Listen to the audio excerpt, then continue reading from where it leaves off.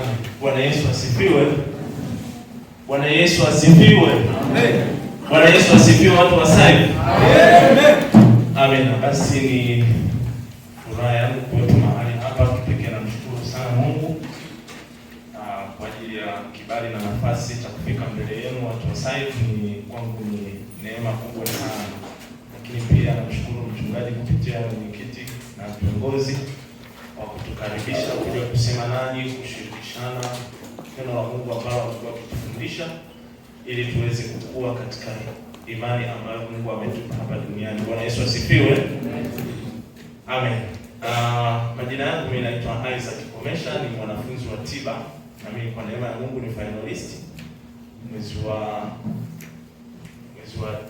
9. Sisi tunamaliza mwezi wa 9. Bwana Yesu asifiwe sana. Amen. Kwa neema ya Mungu mwezi wa 9 na mimi nitakuwa na maliza degree yangu na tayari kwa ajili ya kuendelea na maisha mengine huko mbele. Bwana Yesu asifiwe sana. Amen. Finalist wenzangu, Bwana Yesu asifiwe. Amen. Amen. Basi tunamshukuru Mungu kwa ajili ya hilo. Kwa hiyo tuna dakika chache hapa na ningetamani tushare na mshukuru mwenyekiti kwa ajili ya maombi ya utangulizi na wana praise. Kwa kweli mimi mwenyewe nimekuja hapa katika kusafiri kutoka Tiba mpaka hapa, kidogo njiani kuna mambo, lakini nilipokuja hapa wana praise, Mungu awabariki. Yani I found the calmness ambayo sio ya kawaida. Bwana Yesu asifiwe sana. Yani nimejikuta nimepata ule utulivu ambao niko vizuri sana. Bwana Yesu asifiwe sana. Yaani nikawa na imagine kama wasingekuwepo waimbaji katika ibada au uimbaji usingekuwa sehemu ya ibada, tungekuwa tunapata shida sana ku connect physical being na ile spiritual being ambayo Mungu anahitaji tuwepo. Mungu awabariki sana wana praise wa mahali hapa, huduma yenu ni njema sana. Sasa tutakuwa na somo na najua tulipata taarifa. Mimi nitaelezea kidogo kuhusiana na hili somo na kesho tutaendelea na somo lingine. Mchungaji aliniambia kwamba leo hata kuwepo kwa sababu ya majukumu ambayo yalimbana. Kwa I hope kwa neema ya Mungu kesho tutakuwa naye. Kwa wale wanaoandika na kwa wale wanaosikiliza wote tutafaidika, lakini kwa unayeandika somo linasema kwamba uhusiano wa afya ya akili na maisha ya imani. Uhusiano wa afya ya akili na maisha ya imani. Leo natamani tuwe na malengo mawili ya hili somo. Lengo la kwanza ni kuitambua nafasi ya akili kwenye maisha ya imani. Kuitambua nafasi ya akili kwenye maisha ya imani. Lakini lengo la pili ni kutambua umuhimu wa uhusiano wa akili na imani kimatumizi. Maana yake tukishatambua nafasi ya akili, alafu sasa lengo la pili tutambue uhusiano wa akili, kutambua umuhimu wa uhusiano wa akili na imani kimatumizi. Bwana Yesu asifiwe sana. Kwa sababu unaweza ukatambua akili, una akili, lakini uhusiano wake na imani katika matumizi usiujue. Kwa hiyo kuna mahali utafeli. Kila mtu anafahamu kwamba ana akili. Bwana Yesu asifiwe sana. Yes. Kila mtu anafahamu kwamba ana akili. Sasa unaweza ukatambua nafasi ya akili yako, lakini lengo la kwanza ni kutambua nafasi ya akili katika imani. Lakini lengo la pili ni kutambua umuhimu wa kuihusianisha hiyo akili na imani katika matumizi. Bwana Yesu asifiwe sana. Naomba nianze kwa kusema hivi.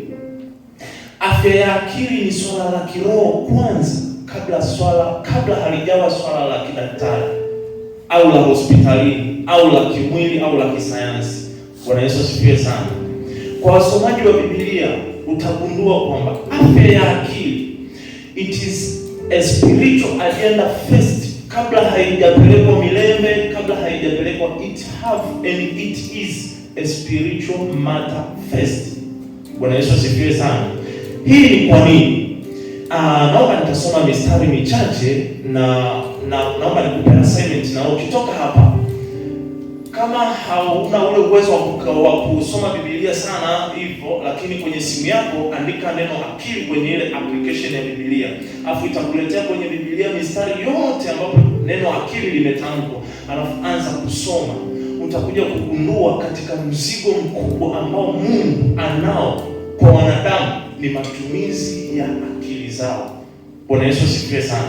And it is the most ignored part of human being, especially kwenye kizazi chetu, kwa sababu wengi wetu tumekuja kuamini au tunaamini, sasa sijui ni mafundisho ni nini, tunaamini ya kwamba the use of your common sense, ambao tunaita the use of your mind, the use of your thoughts, the use of your understanding in spiritual matters, it is something that is not allowed. Lakini tumesahau ya kwamba ukisoma Biblia katika kitu Mungu anakifuatilia ni matumizi ya akili. Bwana Yesu asifiwe sana. Hebu naomba tufungue pamoja kwenye hichi kitabu cha kwa pamoja kwenye kitabu cha Ayubu 14 mstari wa Zaburi mlango wa 14 mstari wa kwanza na wa pili. Tutasoma mistari michache hapa, nitawatangulia kusoma.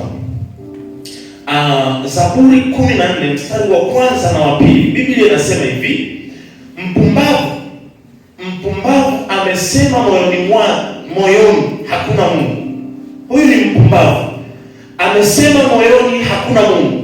Wameharibu matendo yao na kuyafanya chukizo, hakuna atendaye mema. Sasa angalia mstari wa pili: toka mbinguni Bwana aliwachungulia wanadamu, aone kama yuko mtu mwenye akili amtafutaye Mungu. Bwana Yesu asifiwe sana. Toka mbinguni Mungu aliwachungulia wanadamu, aone kama yuko mtu mwenye akili amtafutaye Mungu. Maana kumtafuta Mungu na akili vimehusianishwa moja kwa moja, ndio vinaonekana mbinguni. Sasa neno mpumbavu, kuna maneno mawili kwenye Biblia. You know that something that is written on the Bible sio tusi. Kwa hiyo mtu akikwambia wewe ni mpumbavu, usikasirike, jitafakari. Bwana Yesu asifiwe sana. Though sijasema kwamba umwambie mwenzako ni mpumbavu. Kuna maneno mawili kwenye Biblia yanaitwa mpumbavu na mjinga. Bwana Yesu asifiwe sana. Mjinga sio mpumbavu, alafu mpumbavu sio mjinga. Hao ni watu wawili tofauti. Kwa ninapoelewa au kwa nilipojifunza, mjinga ni mtu ambaye hajui alichotakiwa kujua, lakini akipata nafasi ya kujua alichotakiwa kujua hataendelea kuwa mjinga tena. Bwana Yesu asifiwe sana. Kwa mfano, kuna festia. Ukimpa swali la finalist akifeli, hauwezi kumuita ni sawa, unaweza kumuita ni mjinga. Ila ukimpa nafasi ya kujua hicho ambacho hajui, hata kuwa mjinga tena. Lakini kuna mpumbavu. Mpumbavu ni mtu ambaye anajua alichopaswa kujua, lakini hafanyi sawasawa na anachopaswa kufanya kulingana na anachojua. Kwa mfano, unaweza ukawa unafahamu unatakiwa ufanye nini, lakini haufanyi. Huo ni upumbavu. Bwana Yesu asifiwe sana. Sasa hapa anasema mpumbavu amesema moyoni mwake hakuna Mungu, and yet anajua kabisa yupo Mungu. Bwana Yesu asifiwe sana. Sasa ule mstari wa pili anasema Mungu amechungulia toka mbinguni aone kama yupo mtu mwenye akili amtafutaye Mungu. Naomba pia niwape na tusome na huu mstari wa Kumbukumbu la Torati 32:28 na 29. Tutasoma mistari michache kwa sababu ya muda. Kumbukumbu la Torati 32. Kumbukumbu la Torati, nitawatangulia kusoma ila Kumbukumbu la Torati mlango wa mstari wa 28 na wa 29. Neno la Mungu linasema hivi: maana Kumbukumbu la Torati 32:28 na 29 nasema, maana hawa ni taifa wasio shauri, wala fahamu hamna ndani yao. Ule mstari wa 29 anasema, laiti wangekuwa na akili hata wakafahamu haya, ili watafakari mwisho wao. Laiti wangelikuwa na akili hata wakafahamu haya, ili watafakari mwisho wao. Bwana Yesu asifiwe sana. Manake inaonekana mwandishi wa huu mstari anawaandikia watu ambao angetamani sana wawe na kitu ambacho maybe wanacho ila hawajatambua nafasi yake. Bwana Yesu asifiwe sana. Kwa hiyo afya ya akili au akili ni swala la kiroho kwanza, kabla halijawa swala la hospitalini, halijawa swala la kisayansi, halijawa swala lolote. Lakini jambo la lingine ambalo natamani niseme kwenye utangulizi inasema kwamba Biblia imeruhusu na kuhimiza matumizi ya akili, lakini imeweka zuio mategemeo au utegemezi wa akili. Bwana Yesu asifiwe sana. Biblia imeruhusu na imehimiza sana matumizi ya akili, lakini imeweka zuio. Maana yake haturuhusiwi kutegemea akili, ila tunaruhusiwa. Sio tu tunaruhusiwa, tunahimizwa kutumia akili, lakini tumewekewa zuio la kutegemea akili. Bwana Yesu asifiwe sana. Mithali 3:5 inasemaje? Biblia inasemaje katika kitabu cha Mithali 3:5? Naomba nitasoma mistari miwili. Mithali 3:5 kwa wasomaji wa Biblia, najua huu ni mstari ambao ni common sana. Mithali 3:5 Biblia inasema hivi: mtumaini Bwana kwa moyo wako wote, wala usizitegemee akili zako mwenyewe. Usizitegemee akili zako mwenyewe. Naomba tuunganishe na Wakorintho wa kwanza 15:34. Wakorintho wa kwanza mlango wa 15 ule mstari wa 34. Neno la Mungu linasema hivi: tumieni akili kama ipasavyo, wala msitende dhambi, kwa maana wengine hawamjui Mungu. Ninasema haya niwapendeshe. Bwana Yesu asifiwe sana. Bwana Yesu asifiwe sana. Kuna tofauti kati ya kutumia akili na kutegemea akili. Kutegemea akili maana yake tumaini la maisha yako lipo kwenye akili zako. Kwa mfano mimi sasa hivi namaliza chuo, nina akili fulani. Maana yake ninaamini kabisa nitafanikiwa kwa kutumia akili zangu 100%. Hiyo ni kutegemea akili. Lakini matumizi ya akili ni kitendo au ni hali ya mtu kuhusisha akili yake kwenye kila anachofanya. Hayo ni matumizi ya akili. Haina maana unategemea akili, ila matumizi ya akili ni kwamba angalau katika kila unachotaka kufanya akili yako ihusike, aidha kwa 100% au kwa nafasi ambayo inahusika, kwa sababu kuna mambo mengine ambayo akili ya mwanadamu haiwezi kufikia. Pale hatuwezi tukasema utatumia akili yako, lakini kwenye mambo ambayo akili ya mwanadamu inaweza na ina uwezo wa kuyatafakari, usipotumia akili yako utakuwa umeenda kinyume na neno la Mungu. Lakini usiweke matumaini. Your life hope, your last hope does not have to be your mind. Lakini matumizi ya akili yako inabidi yawe kipaumbele. Bwana Yesu asifiwe sana. Bwana Yesu asifiwe sana. Naomba tusogee mbele kidogo, tuangalie kwa nini tunahimiza matumizi ya akili. Naomba nitauliza swali moja alafu tutalijibu kwa namna ifuatayo. Kuna swali ambalo huwa najiuliza sana mara nyingi: mtu ni nani? Kwa sababu ukishamjua mtu, ndani ya mtu utajua akili yake ipo wapi, na ukishajua akili kwenye mtu ipo wapi, utajua namna ya kuitumia hiyo akili. Bwana Yesu asifiwe sana. Bwana Yesu asifiwe sana. Naomba mwenyekiti na wanakuomba na mwenyekiti. Na mwenyekiti ametoka. Basi yupo. Karibu samani. Alafu naomba na vijana wawili wa kiume ambao ni warefu kuliko mama mwenyekiti. Tuna brother. Ndio. Naomba mwingine vijana wawili. Asante sana. Au wanalingana na mwenyekiti. Okay. Sasa mwenyekiti utasimama mwishoni. Bro utasogea mbele, tena. Alafu bro utafuata umekuja vizuri sana. Alafu mwenyekiti atafuata. Bwana Yesu asifiwe sana. Sasa normally huyu ni Humphrey, ninamuona huyu hapa Humphrey. Bwana Yesu asifiwe sana. Huyu ni mtu ambaye kwa jina anaitwa Humphrey. Lakini ukija kiBiblia, sasa mimi nazungumzia uhusiano wa akili na imani, na imani zipo nyingi sana duniani. Nilikuwa nasoma document moja, kwa sasa hivi duniani kuna dini zaidi ya 4,000 mpaka 10,000 ambazo zina waumini. Bwana Yesu asifiwe sana. Lakini dini inayoongoza kwa waumini wengi duniani ni Christian, then inafuata Islamic na zingine.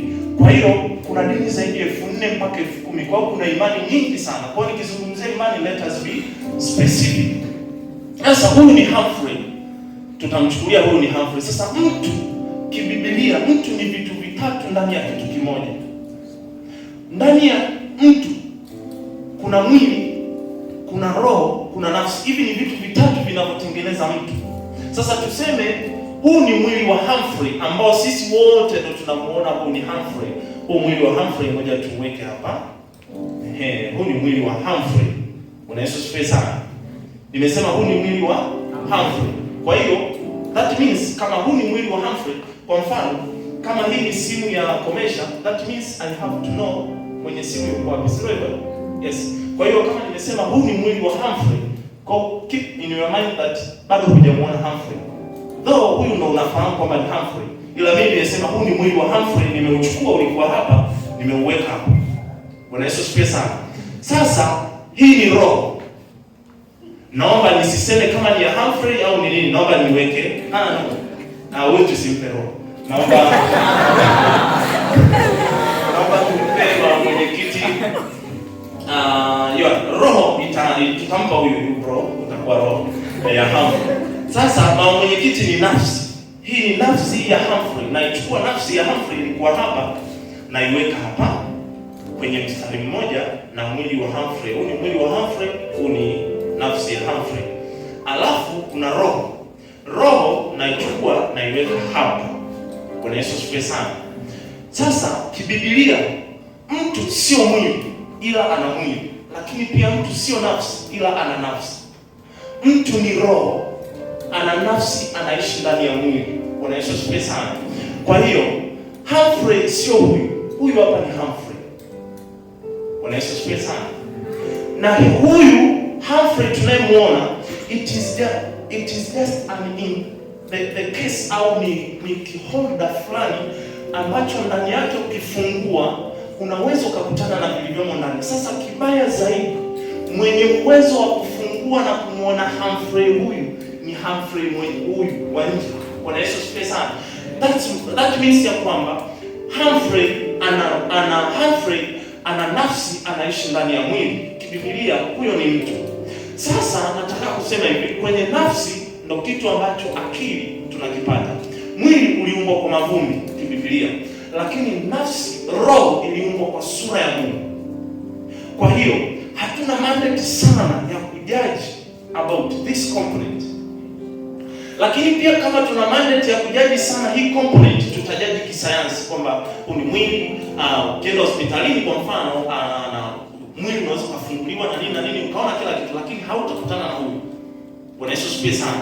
That's why Humphrey akifariki mtu tunasema huu ni mwili wa fulani, yuko wapi? We don't have mandate kwa huyu. Sasa kama huyu ni roho mwenye nafsi, anaishi ndani ya mwili. Sasa kati ya roho na mwili hakuna mahusiano kati ya roho na mwili.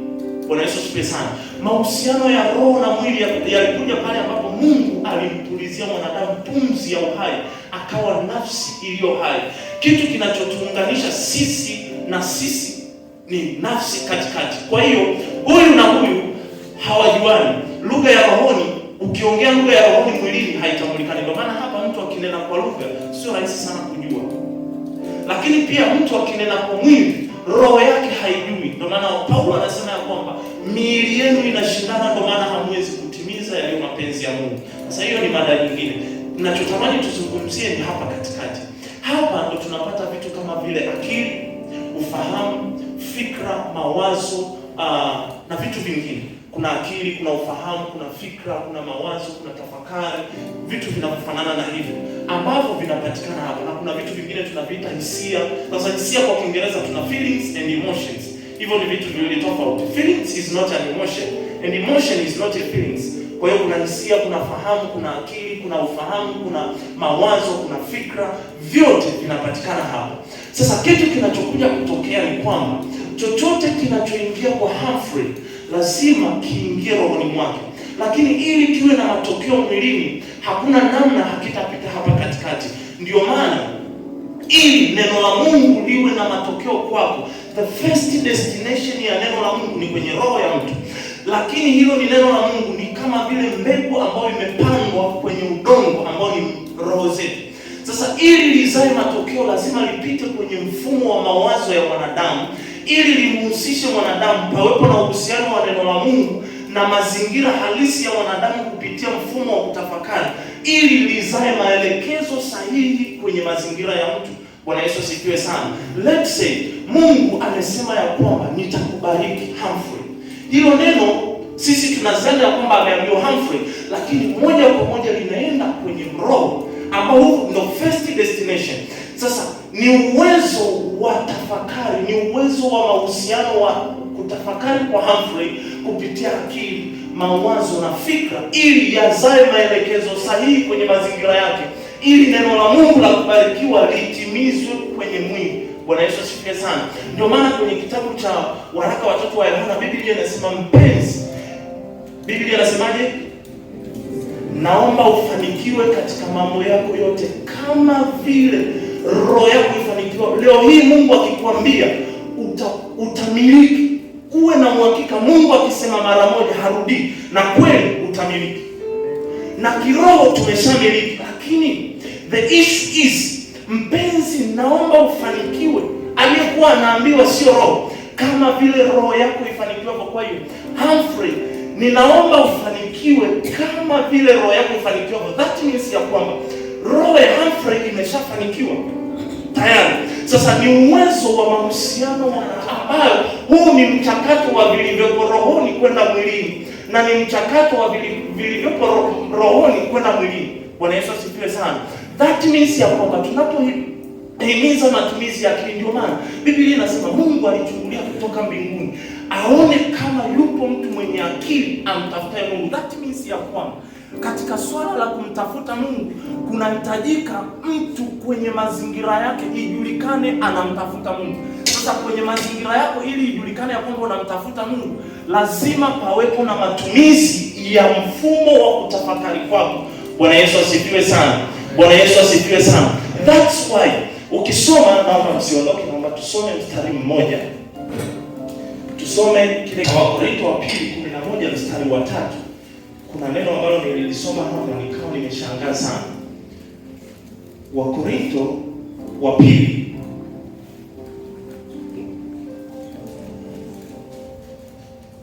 11 mstari wa 3, naomba nitawatangulia kusoma.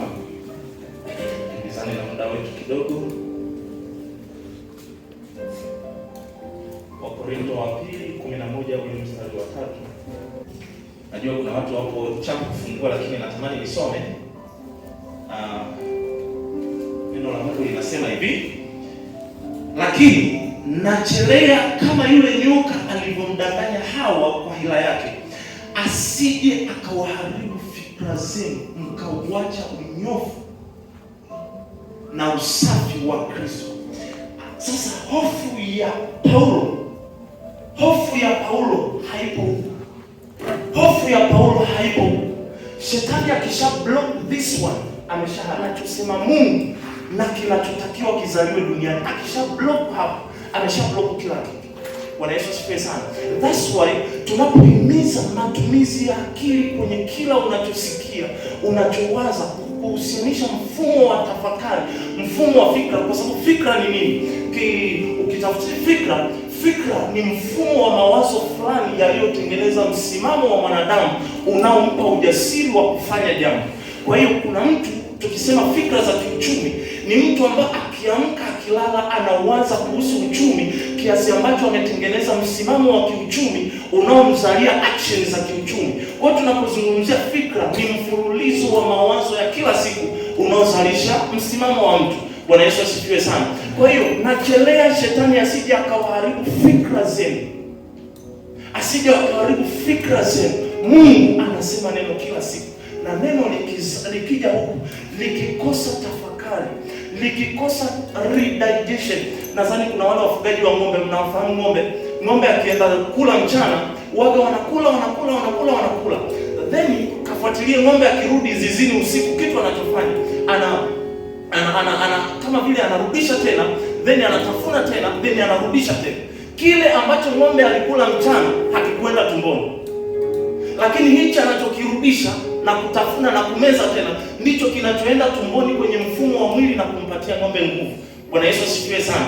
Hiyo ni mfumo. Sasa ukisoma neno la Mungu, kwa mfano hapa mmesikiliza neno la Mungu, limeenda kubi deposited kwenye yule mtu wako ndani, ila kumbuka ya kwamba usipofanya redigestion, kulirudisha ili lirudi tena, kwa sababu ng'ombe akirudisha chakula mdomoni, kikirudi tena kinarudi kumpatia nguvu. Kile ambacho alikula mchana alikila ili kutunza, ili akipata muda atafune tena ili apate nguvu. That's why usipokaa na kuritafakari tena neno la Mungu ili lirudi tena, likikurudia mara ya pili unapata ufahamu. Bwana Yesu asifiwe sana. That's why we are needed to include mfumo wa mawazo yetu. Bwana Yesu asifiwe sana. Kwa jina la Yesu natengua, huyu sio Humphrey na huyu sio nini? Huyu sio nafsi ya Humphrey, lakini huyu ni Humphrey mwenyewe. Wapigieni makofi. Bwana Yesu asifiwe sana. Naomba nimalizie vitu viwili kwa haraka sana. Ambayo itakuwa ni kama conclusion ya somo letu kwa leo, kwa sababu ya muda kweli. Though mambo yapo mengi ambayo ni mazuri ya kujifunza. Jambo la kwanza, uongo ni dalili kubwa na ya kwanza ya siku za mwisho. Uongo ni dalili ni kubwa, alafu ni ya kwanza ya siku za mwisho. Ukisoma kile kitabu cha, kwa wasomaji wa Biblia, na mnakumbuka siku ile wanafunzi wa Yesu walimuuliza Yesu maswali matatu, na wakati Yesu anayajibu yale maswali matatu alianza kwa kuyajibu yote kwa jibu moja. Mathayo 24 ule mstari wa 3 na 4. Biblia inasema hivi: hata alipokuwa ameketi katika mlima wa Mizeituni, wanafunzi wake wakamwendea kwa faraja wakisema. Sasa angalia maswali waliomuuliza Yesu, wakisema, tuambie mambo haya yatakuwa lini? Ni swali la kwanza. Tuambie mambo haya yatakuwa lini, nayo ni nini dalili ya kuja kwako? Swali la pili. Na ni nini dalili ya mwisho wa dunia? Yesu alimuuliza Yesu maswali matatu. Sasa angalia the response ambayo Yesu alitoa. Yesu akajibu akawaambia, angalieni mtu asiwadanganye. Bwana Yesu asifiwe sana. Unaweza ukawa na struggle kufahamu mwisho wa dunia ni nini, ukasahau ya kwamba mwisho wa dunia dalili kubwa na ya kwanza ni uongo. Sasa uongo, unaweza ukajua uongo kwa mambo mengi sana, lakini kwa nilivyojifunza, ukisema uongo, yaani ukitamka tu neno uongo, kuna vitu viwili vinakuja kwenye ufahamu wangu. Aidha, mtu amezarau kabisa matumizi ya akili, uongo ukampata. Hilo ni jambo la kwanza. Ukisikia mtu amedanganywa au mtu fulani akikudanganya, jambo la kwanza, umedharau matumizi ya akili juu ya kile alichokuambia. Lakini jambo la pili, haukudharau matumizi ya akili, ila ulitumia akili chini ya kiwango. Bwana Yesu asifiwe sana. Kwa hiyo, ili uongo umpate mtu, kuna mambo mawili: amedharau matumizi ya akili, yaani ameamua tu kwamba bro, hebu idondoshe simu yako, haitapasuka. Then ukachukua simu ukadondosha, ikipasuka nimekudanganya. Lakini nilivyokuambia, ulihusisha matumizi ya akili juu ya kile nilichokuambia. Kama haukuhusisha, maana yake uongo huo ni mlango. Kwa hiyo maana yake ndani ya mtu kuna milango miwili ya uongo. Ili uongo ukupate, funika akili yako, yaani jifanye kama huna akili. Bwana Yesu asifiwe sana. Na jifanye kama huna akili juu ya kile unachoambiwa. Kwa mfano, sisi wengi, vijana wengi ambao tuko kwenye mahusiano, ukisikia fulani amenidanganya, that means kuna mambo mengi alikuwa anakuambia, ila katika kila alichokuwa anakuambia, you didn't take the time kuhusianisha anachokuambia na kile unachokijua wewe vinaendana, ukadharau au ukafunika au ukatumia chini ya kiwango. Kwa hiyo uongo ni dalili kubwa na ya kwanza ya siku za mwisho. Sasa ubaya zaidi, hii dalili haina shida sana na watu waliobaya, ina shida sana na sisi tulio kanisani. Kwa nini? Kwa sababu mtaijua kweli na hiyo kweli itaweka huru.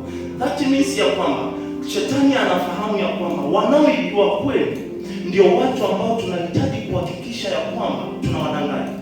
Mtu ambaye haujui ukweli, hata ukimwambia uongo hautakuwa uongo kwake. Bwana Yesu asifiwe sana.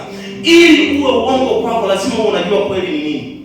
Kwa hiyo sisi tulioifahamu kweli, uongo ni rahisi sana kwetu, au ni ajenda kubwa sana ya dalili ya siku za mwisho. Kama mtu hajui Yesu ni Bwana na Mwokozi wa maisha yake, ukimdanganya Yesu hata kuokoa. Huo sio uongo kwake, it is true, kwa sababu hajaijua kweli. Lakini kwa sisi tulioifahamu kweli, uongo ni kitu ambacho kinatuwinda sana katika siku za mwisho.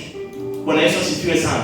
Sasa tungekuwa na muda zaidi, tungejifunza kwa habari ya ule uongo wa kwanza ambao ulitupelekea kwenye dhambi, ambao nyoka alimdanganya Hawa. Sasa ukienda kusoma, I will open something to you. Ukienda kusoma, Hawa hakupewa maelekezo na Mungu, kwa sababu wakati Mungu anampa Adam maelekezo, Hawa alikuwa hajaumbwa bado. Kwa hiyo maana yake, kwa nini nyoka alimfuata Hawa? That means ya kwamba kama Hawa na Adam walikuwa ni mume na mke, that means ya kwamba kulikuwa na uwezekano au kuna uwezekano kabisa Adam alimwelekeza Hawa kile alichoambiwa na Mungu, and that is between a husband and a wife. Kwa hiyo kama tunaamini ya kwamba Hawa alikuwa aliambiwa kabisa, Adam, mimi Mungu wakati bado hata sijakutana na wewe, Mungu aliniambia 1, 2, 3, usile matunda ya mti wa nini? Mti wa tusubiri kwanza. Mungu alimwambia Adam usile matunda gani? Ya mti upi? Mti wa mema na mabaya, si ndio hivyo? Lakini ukisoma Mwanzo 2:9, Mungu aliumba aina 3, makundi matatu ya miti. Kwa wasomaji wa Biblia, kundi la kwanza ilikuwa ni kila mti unaofaa kwa kuliwa. Hilo lilikuwa ni kundi la kwanza. Kundi la pili na la tatu ilikuwa ni miti miwili ambayo ni famous sana, ambayo hii miti kitafsiri ya Biblia ndio imechange maisha duniani. Mti wa pili, ukiacha na lile kundi kubwa la miti iliyoumbwa, sasa ukitafsiri kitheolojia utapata maana yake lile kundi kubwa ni nini. Mti wa pili ulioumbwa ni mti uliokuwa katikati ya bustani ya Eden.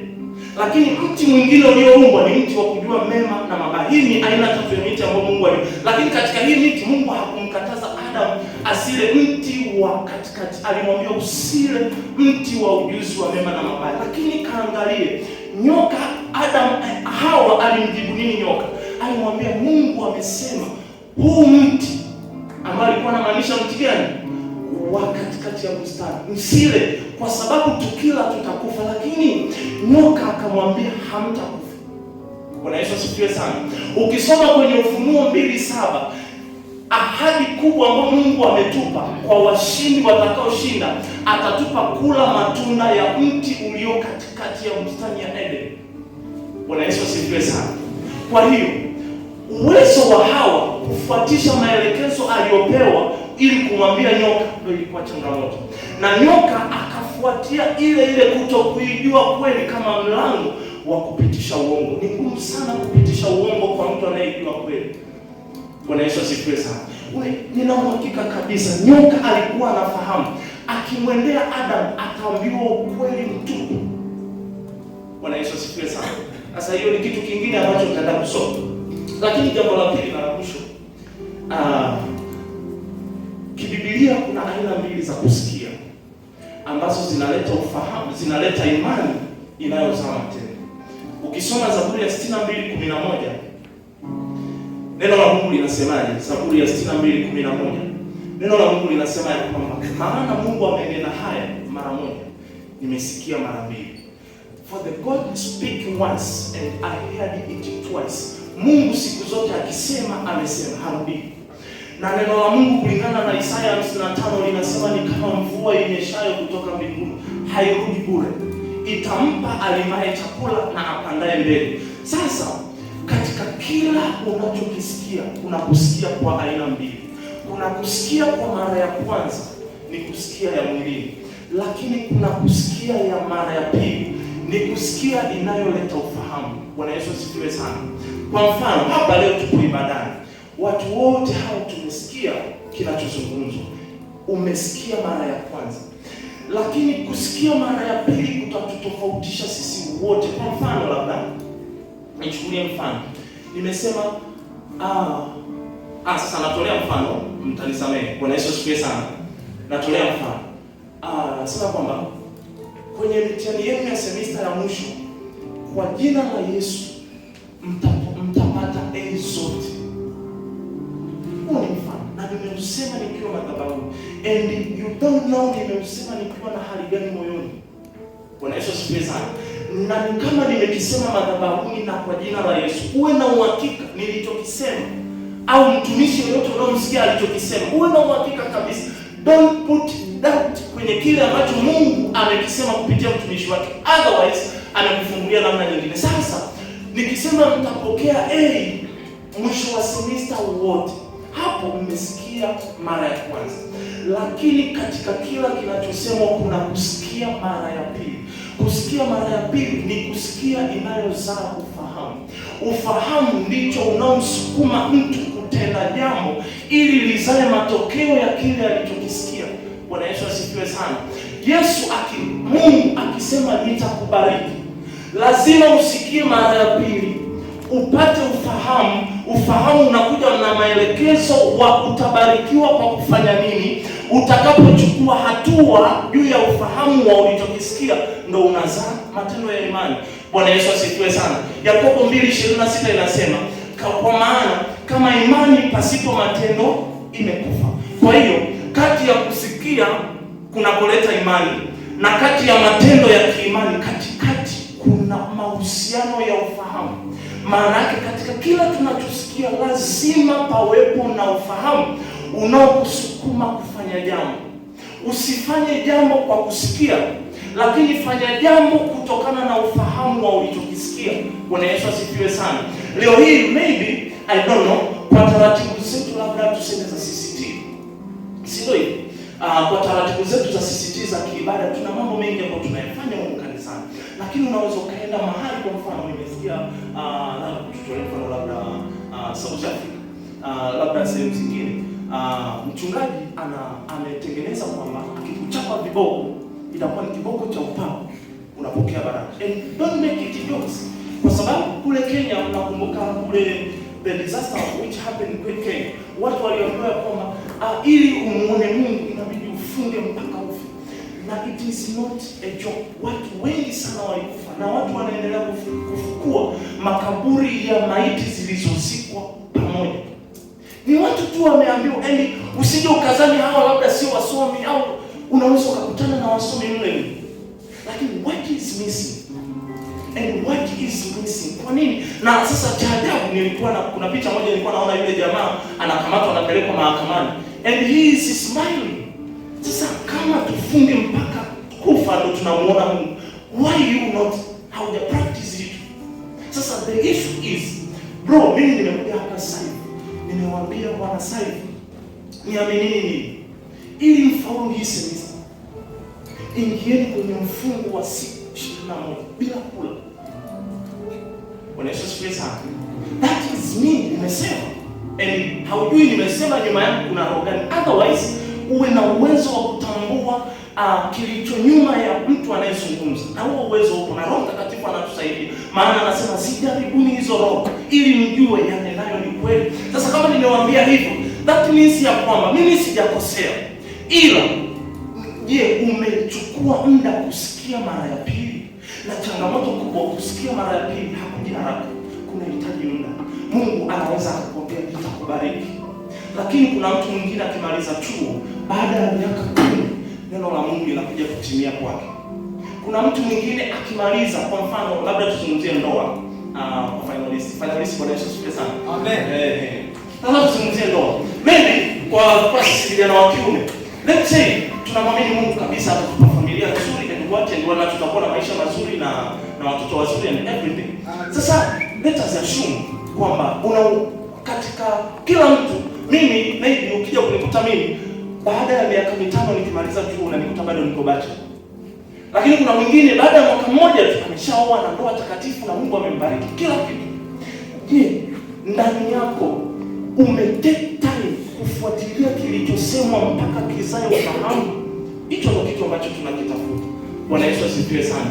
Na ile roho ya uharaka, ile roho ya kukosa utulivu mbele za Mungu, ile roho ya kutaka kuamini kila unachosikia pasipo kuchukua muda wa kufikiri na kutafakari na kusubiria ufahamu wa kilichosemwa. Maana yake, to the everything that God speak, I have to hear it twice. No matter amezungumza na nani, no matter amezungumza na mtu mkubwa, the Bible says that for the God speak once and I have to hear it twice. Huyo ni Mungu. Kwa hiyo Mungu anaweza akaongea na apostle, Mungu anaweza akaongea na mtu mwenye imani kubwa duniani, but I have to hear it twice. That is a principle. Na maana yake kama if God speak once na mimi nikisikia once nikafanya, nitakuwa nimeignore the rule of the Bible. Bwana Yesu asifiwe sana. Maana yake nini? Kama Mungu anaongea mara moja, I have to make sure I hear it twice. Bwana Yesu asifiwe sana. And to hear it twice, it have to take time for yourself to develop mfumo wa mawazo, to take time. Je, unaposoma neno la Mungu, have you get time to meditate it? Unatafakari neno. Maana yake ifike mahali ambapo kila mtu awe na uwezo wa kuingia kwenye Biblia na kutafakari neno la Mungu na kupata cha kufanya. Maana yake nini? Imani ni huja kwa kusikia na kusikia neno la Mungu, lakini imani pasipo matendo imekufa. That means ya kwamba kila ninachokisikia lazima kizae imani ndani yangu, lakini hiyo imani iliyozaliwa ndani yangu lazima idhihirike kupitia matendo. That means I have to hear it na nipate maelekezo ya nini cha kufanya. Maana ukiwa na imani na haufanyi kitu, tunawashaka na imani yako. Maana imani imekufa ndani yako. Lakini kati ya kusikia na matendo lazima pawepo na kusikia twice. Bwana Yesu asifiwe sana. Sasa kitu ambacho natamani sana tukamwombe Mungu kwa muda mfupi na tutaendelea kumwomba Mungu. Mungu atupe ile imani au ujasiri wa kuamini ya kwamba if God speak once, I have to hear it twice. Ya kwamba lazima na mimi niwe na msingi. That's why kusoma neno la Mungu ni kitu cha muhimu sana. Yaani sasa hili sio swala la kamati ya maombi. Hili sio swala la mwenyekiti. Hili sio swala la, kwa sababu hautaweza kusikia mara ya pili kama hauna kitu cha kutafakari. Nimekupa mfano wa ng'ombe. Ng'ombe akirudi zizini, anaanza kucheua alichokula ili ale tena. Sasa utacheua nini ndani yako ili ule tena? Kwa sababu unachokicheua na kukitafuna, ukikimeza mara ya pili kinakupa ufahamu. Bwana Yesu asifiwe sana. Sasa ndani yako lazima uwe na cha kucheua, lazima usome neno. Ndio maana kuna mtu mmoja leo kuniambia nasoma neno ila sielewi. It is better ukasoma. Hata kama uelewi, jiwekee mpango kwamba leo mimi nasoma kwa labda wiki hii mimi naanza kitabu cha Mathayo kuanzia mlango wa kwanza mpaka mlango wa mwisho.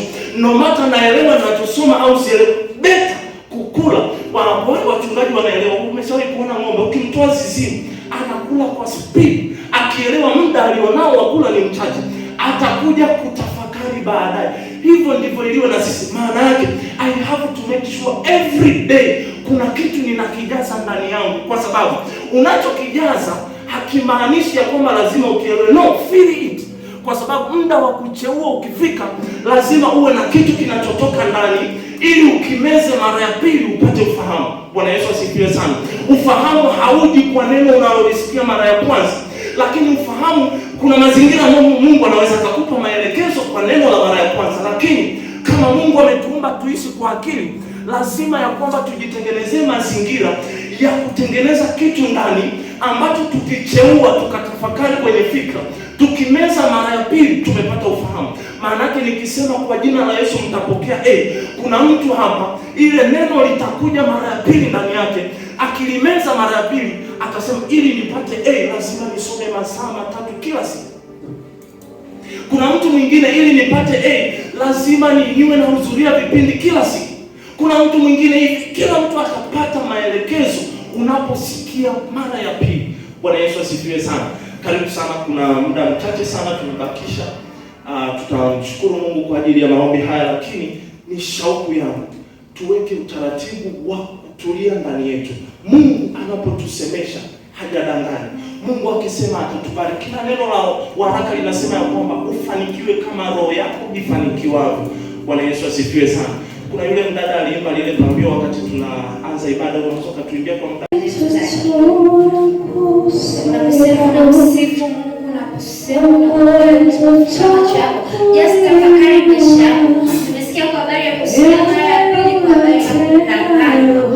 Ni kwa sababu kuna vitu ambavyo tumeignore. Kwa sababu tunaona kama Biblia inasema ili Wagalatia msio na akili na anayewaloga. Maana kama akili inalogwa, kuna nafasi ya kuongea na akili zetu. Kuna nafasi ya kusema na akili zetu. Yeye aliye mwanzo, yeye aliye mwisho. Ni kwa sababu tu fikra yako imeharibiwa. Ni kwa